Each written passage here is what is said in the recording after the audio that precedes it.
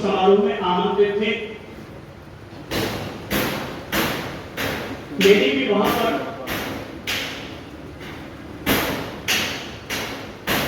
लोगों का काम कर सके, लोगों के काम आ सके, ऐसा प्रभावी वक्तव्य भी दिया था। और आचार्य ने अपनी ओर से कहानी कही और कहानी ये थी कि एक रास्ते से एक व्यक्ति अपनी मोटरसाइकिल पर जा रहा था। चलते चलते उसे बड़ी प्यास लगी। सोचा प्यास बड़ी तेज लग रही है, कहीं कोई पानी मिल जाए तो पानी पी लेता हूं। तभी उसकी नजर पड़ी, एक दूर में कहीं कुआं नजर आया। वो वहां पर पहुंचा, मोटरसाइकिल से नीचे उतरा, देखने लगा कोई पानी पिलाने वाला है क्या। कुआं भी था, बाल्टी भी थी, रहट भी था, पर कोई वहां पानी पिलाने वाला नहीं था। सोचा क्या करूं, भाई मैं कैसे पानी निकालूंगा, मैं तो अमीरों की औलाद हूं, मैं तो अमीरों की औलाद हूं, मैं अपने हाथ से पानी निकालकर कैसे पीऊंगा। ये सोच करके वो वहीं पर ही एक किनारे बैठ गया, किसी और के इंतजार में कि कोई आए तो मुझे पानी पिलाए। इतने में घोड़े पर चढ़ा हुआ एक और आदमी आया, वो भी वहां कुएं के पास आया और आकर के कुएं में झांका, पानी भी है, बाल्टी भी है। उसने वो जो मोटरसाइकिल वाला पहले से बैठा था उससे कहा, ओ भैया थोड़ा एक बाल्टी पानी निकालो ना, थोड़ा पानी पी लेते हैं। उसने कहा, भाई मैं अपने हाथ से पानी नहीं पिलाऊंगा, तू एक काम कर, तू नीचे उतर, पानी पिला, तू भी पी और मुझे भी पिला दे। उसने कहा, भाई तू क्यों नहीं निकालना था पानी। बोले साहब मैं तो अमीरों की औलाद हूं, मैं अमीर ज्यादा और मैं भला अपने हाथ से पानी निकालकर कैसे पिला। नहीं, उसने कहा तू अमीर ज्यादा है तो मैं नवाब ज्यादा हूं। कौन सा ज्यादा? मैं नवाब का बेटा हूं और मैं नवाब ज्यादा, मैं अपने हाथ से पानी निकालकर कैसे पीऊंगा और पिलाऊंगा। तो एक बैठा, उसके बगल में कौन बैठा, दूसरा भी बैठा। पहला कौन है, कौन है, सब बोले, थोड़ा जोर से बोले। अरे मैं आप सब लोगों को अपने भीतर के आलस्य को तोड़ने के लिए मोटिवेशन देने के लिए कह रहा हूं। पहला आदमी कौन था और दूसरा था नवाब ज्यादा। और इतने में ही तीसरा एक और व्यक्ति आया अपने रथ पर सवार होकर के और आगे दौड़ता हुआ आया। उसे भी प्यास लगी, वो पास में आया और उसने कहा, भैया जरा एक बाल्टी पानी निकालना। तो अमीर ज्यादा ने कहा, किस पर और छांट रहा है, मैं अमीर ज्यादा, मैं पानी निकाल कर नहीं देने वाला। और उसने कहा, दूसरा आदमी निकाल लो। उसने कहा, मैं नवाब ज्यादा, मैं पानी निकाल कर नहीं पीने पिलाने वाला। उसने कहा, जब तुम दोनों नहीं निकाल सकते मैं कैसे निकालूंगा, मैं तो तुम दोनों से बेटर हूं। बोले कैसे बेटर? बोले मैं शहजादा हूं। क्या हूं मैं? शहजादा हूं।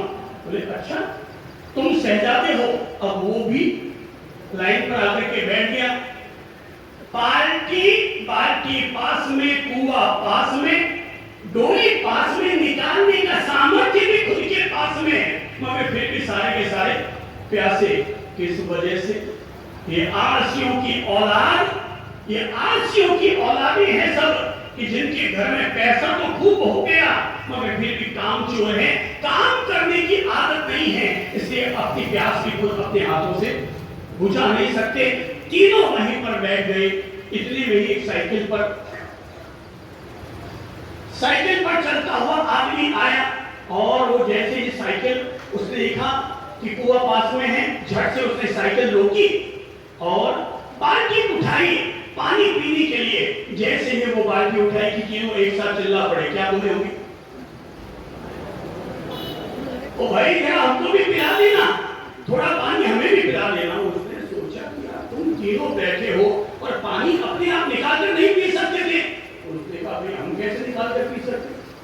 बोले यार तुम तीनों हट्टे कट्टे दिखाई दे रहे हो, ये बड़े टनाटन डायमंड के सेट पहने हुए नजर आ रहे हो, ये शानदार तेरे सूट पैंट और टाई सब नजर आ रही है और तुम लोग अपने आप पानी नहीं पी सकते थे। देखने का भाई हम कैसे निकाल कर पिएंगे, हम तो अमीर ज्यादा।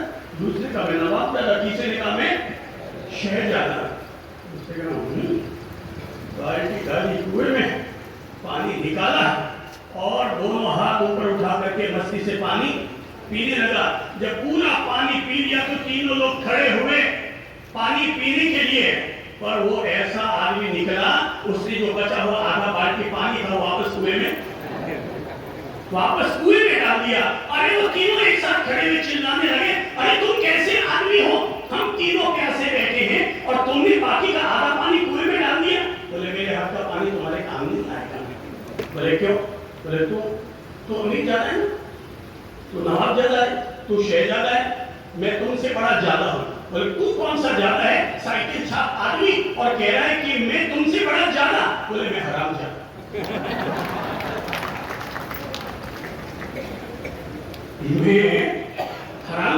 मेरे हाथ का पानी तुम्हारे काम नहीं आएगा। बोले नहीं, अभी तक हमने अमीर ज्यादा सुना, नवाब ज्यादा सुना, शहजादा सुना, ये हराम ज्यादा ये कौन सी नस्ल है? बोले जहां पर तीन बड़े बड़े लोग आकर के भी औकात होते हुए भी अपने आप को निर्बल और दुर्बल बना बैठते हैं, जहां पर ये तीन कौम काम चोर बन जाती है, वहां पर चौथी कौम को पैदा होना पड़ता है, जिसका नाम है कौन सा नाम है? हराम ज्यादा। अब जरा हराम को थोड़ा संधि विच्छेद करो तो क्या बनता है?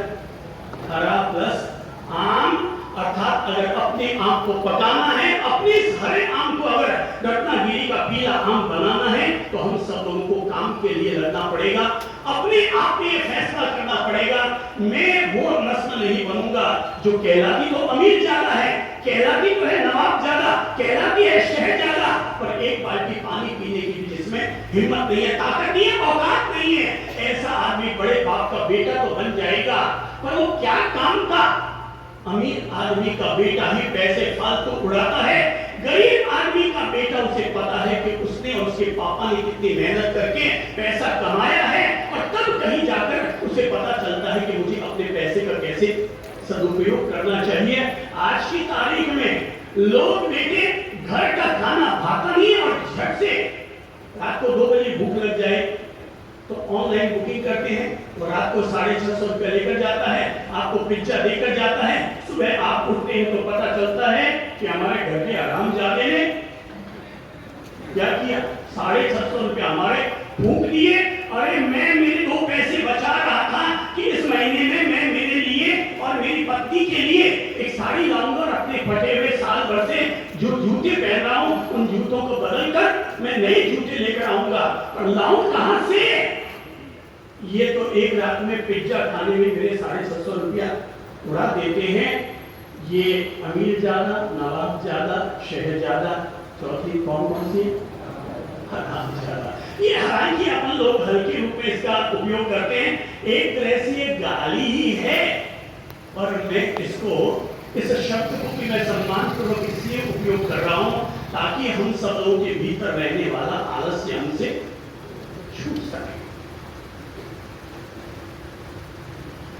अपने दोनों हाथ ऊपर उठाइए और देखिए भगवान ने ये हाथ हमें किसके लिए दिए। अपने आप से पूछिए, और अपने आप से पूछिए कि ए भगवान, मैं सोच सोच कर सोचूं कि भगवान ने मुझे 2 हाथ किसके लिए दिए। हाथ में हाथ रख के बैठते ही किसके लिए?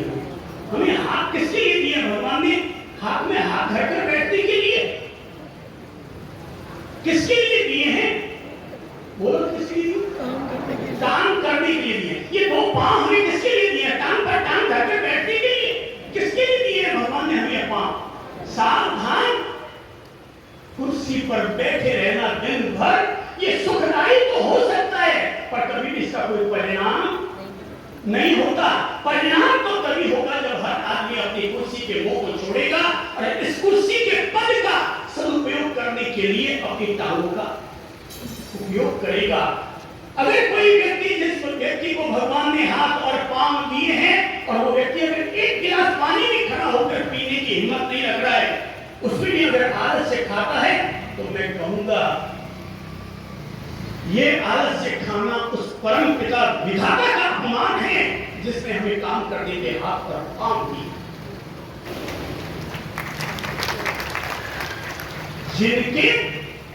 जिनके भाई बहनों की आदत पड़ गई है दूसरे से काम करवाने, दूसरे से काम करवाने की आदत पड़ गई है कि भाई साहब झाड़ू में वो बाई लगाएगी, बाई आकर लगाएगी, कपड़े भी वो बाई आकर के धोएगी। मैं उन सब से कहूंगा, ए मेरे प्लीज मम्मी पापाओं, अपने अपने बेटा और बहू को एक बार 2 साल के लिए अमेरिका भेज दो, वो अपने आप सुधर कर आ जाएंगे, क्योंकि वहां पर झाड़ू निकालने वाला कोई नहीं मिलता। इसीलिए जो बच्चे शैतानी करते हैं घर में, तो लोग कहते हैं इनको क्या करो, बोले किसी छात्रावास में गुरुकुल में डाल दो, वहां पर जो मिलेगा सो खाएगा और अपने कपड़े खुद धोएगा, अपने काम खुद करेगा, अपने आप टाइम टू टाइम जाना सीख जाएगा। बच्चे को अगर सुधारना है तो गुरुकुल में भेज दो, बहू और बेटे को सुधारने का अमेरिका केस। अमेरिका में जैसे ही फ्लाइट से उतरोगी ना, यहां तो जैसे हम रेलवे स्टेशन से उतरते कुली कुली कुली, और अमेरिका में एरोड्रम पर जैसे उतरोगे ना, तो आप अगर कहोगे कुली कुली कुली, वो आते ही आपको कहेगा आपको कुली चाहिए, $1200 लगेंगे। अब आप कैलकुलेशन करेंगे, $1200 को 75 से गुणा करो तो कितने होंगे? अरे यार, ये तो बहुत लंबा मामला पहुंच रहे, फिर तो कुली अपना उठाना शुरू कर दो। धन्यवाद है कोरोना काल को, जिसने सारे लोगों को जीना सिखा दिया, घर का काम करना सिखा दिया, और इसीलिए बीमारियां घटी, इसीलिए रोग घटे, क्योंकि सब लोगों ने काम करना शुरू कर दिया, घर के काम करने शुरू कर दिए और घर का खाना खाना शुरू कर दिया। अपने आप ही बीमारियां हमारी घट गई। मैं तो कहूंगा, आप अगर पुरुष हैं तब भी घर का झाड़ू लगाया करो, कभी कभी पोंछा भी लगाया करो, और कभी कभी अपने घर का बाथरूम, लैट्रिन, WC उसे भी जाकर के अपने हाथों से साफ कर लिया करो। मैं भी कर लेता हूं, तो कोई बड़ी बात नहीं करता हूं। मुझे लगता है हर किसी आदमी को करना चाहिए, ताकि आदमी के भीतर रहने वाला ईगो टूट सके। ईगो को तोड़ने का कोई तरीका ही नहीं दुनिया में। ईगो को तोड़ने का तरीका यही है कि जिसको लोग हल्का काम समझते हैं, तो उसे जाकर के करना शुरू कर दो, तुम्हारा ईगो उसी दिन खत्म होना शुरू हो जाएगा। जाति का, ज्ञान का, पद का ईगो उसी समय टूट जाएगा जिस समय आप हल्का काम करना शुरू कर देंगे। आपने कभी सुना है कि महात्मा गांधी ने भी कभी झाड़ू लगाए थे मोहल्लों में उतर? कभी सुना है किसी ने? कुछ लोगों ने सुना है। महात्मा गांधी ने भी अनेक दफा मोहल्लों में जाकर के झाड़ू लगाए हैं। मैंने तो यहां तक पढ़ा है कि हरिजनों के मोहल्ले में भी जाकर के उन्होंने झाड़ू लगाया है। ये झाड़ू लगाना एक सत्यवादी व्यक्ति के लिए बहुत अद्भुत प्रयोग था। जिसको लोग राष्ट्रपिता मानते हैं, वो व्यक्ति भी अभी अगर झाड़ू निकालने के लिए उतर गया, इसका मतलब वो व्यक्ति अपने ईगो को तोड़ रहा है कि मैं बड़ा, ऐसा भाव उसके भीतर नहीं है, बल्कि मैं सबके बराबर हूं, सबके जैसा हूं, ये भाव उनके भीतर आ चुका है।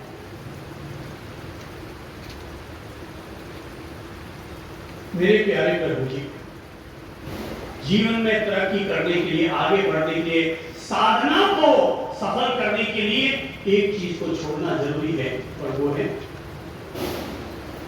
सब बोलो, आलस्य, लेजीनेस।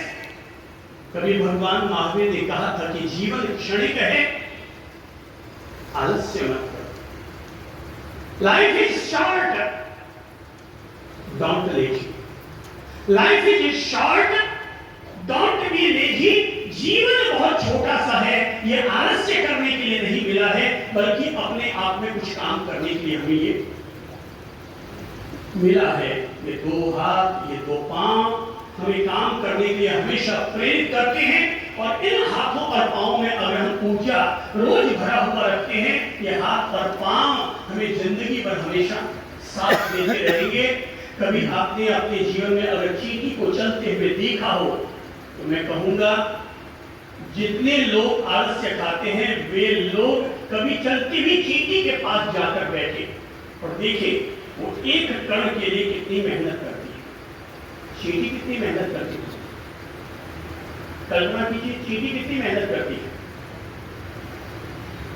उसे पता है कि एक आटी का कण मंच पर यहां चंद्र प्रभु के पास पड़ा है और वो पंडाल के उस छोर से चलना शुरू करती है।